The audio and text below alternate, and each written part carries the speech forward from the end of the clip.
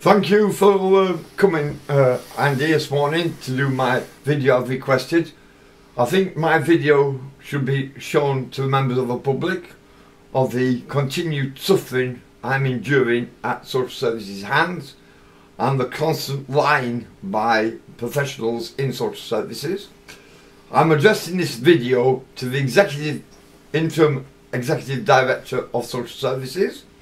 This is the result of email to me on the 10th of June 2022 where she complains about me being an unreasonable complainant.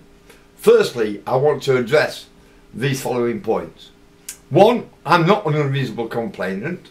2. I've stood up for my rights as a citizen. 3. I've stood up for my rights as a disabled and vulnerable person. 4. Her comments and her remarks to me are malicious, untrue, and without basis, without facts. Briefly, I want to say, A. The Ombudsman found in October 2020 the council had faked care assessments, failed to keep records, showed a lack of transparency, and the council were ordered to pay me £1,150 in compensation for the suffering I'd endured between the periods of 2017 and 2020. Secondly, Humberside Police also found that there had been fake care assessments in 2019 with attendance of my solicitors and others present. Thirdly, the independent investigation officer of the council also upheld my account in 2019. There's 3 complaints all been upheld in my favour. Now, since 2020, the Ombudsman's report findings, which the council accepted in full and paid me the money. Since then, in December 2020, the council faked yet another care assessment.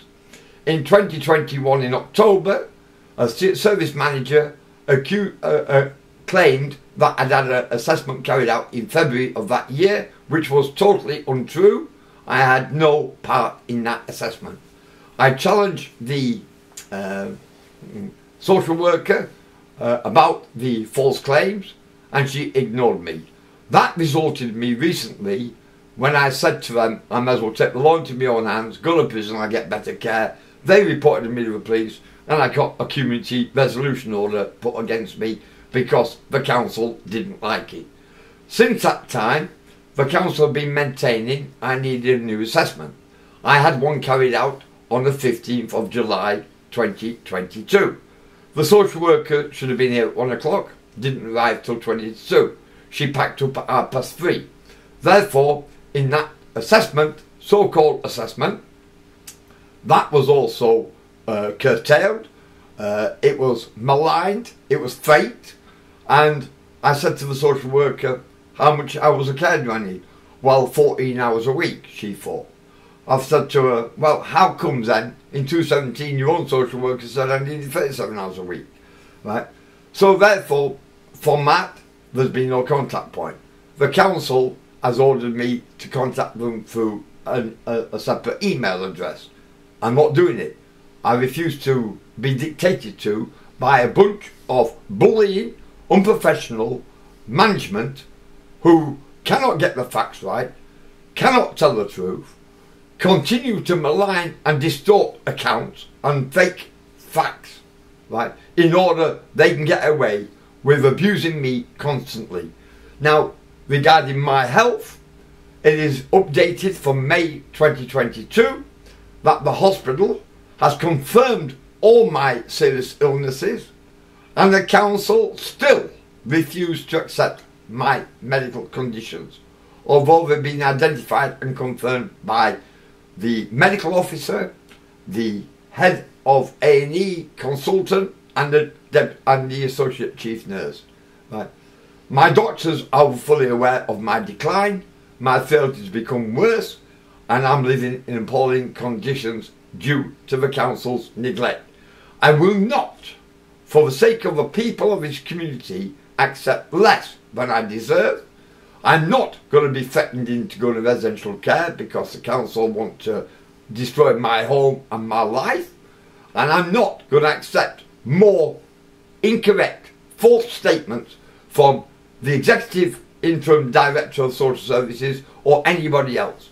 Now, when she accused me recently of posting videos online, I said to her on the 16th of June 2022, provide me the evidence within 7 days that I've posted videos online. She has ignored my communication. So in other words, the council sent me letters and bullied me and abused me, deny me my legal rights in an oppressive manner, and when I point out to them that their statements are incorrect, they go silent. Well, let me got records for them. I have put up with this kind of abuse and neglect for over 11 years, and I will not accept anything but my living care back. And if a council doesn't want to give me my living care back, that they cheated me off in 2005, perverting the course of justice and lying, and in 2011 they lied yet again, then there is no hope and no room for any further communication between the council and myself. But however, I am not going to accept false and maligned communication from East Riding Council Social Services or anybody else with untruthful facts and to make me out to be somebody I am not. I've had Voiceability involved as an advocate. They've been here. We've done a plan together that shows actually I need 127 hours of care per week, not 40 hours a week. And the council are too busy cutting people's care in the community, failing to meet people's needs, failing to provide adequate care to the most vulnerable of our society. Carers do not want to work for East Riding Council. There is a culture within East Riding Council of bullying, abusing those who are low down on the ladder. At the end of the day, we've got no accountability from councillors and we've got no accountability from officers. Right? Councillors do not understand what they're doing. They're not there for the people they're elected to serve.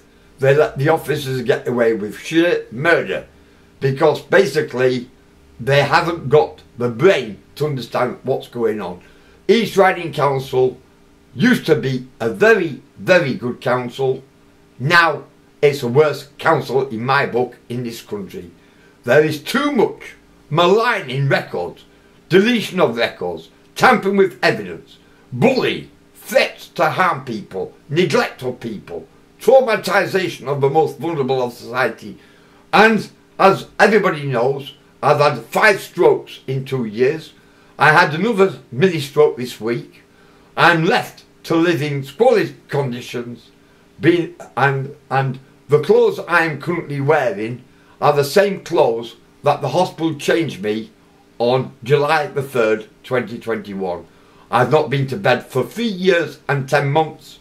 I've not had a bath for 3 years and 10 months. And the council does not care. They want me to accept stupid hours like 6 hours a week, 8 hours a week, 10 hours a week, 20 hours a week, whatever. And I'm not doing that because twice they've kicked me out of my care. One more thing I would like to say to the public. In 2011, between 2008 and 11, the council paid my carers by backs transfer. They've recently told Humber Mental Health that I mismanaged my accounts. I did not have an account. I didn't even have a bank account.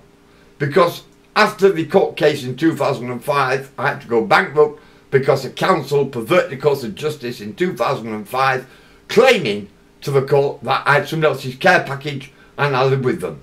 Yet they do not provide everybody with the records, because from 1999 to 2005, I've got the letter from a former director of social services stating to medical director of Scarborough Hospital that I had 24/7 care.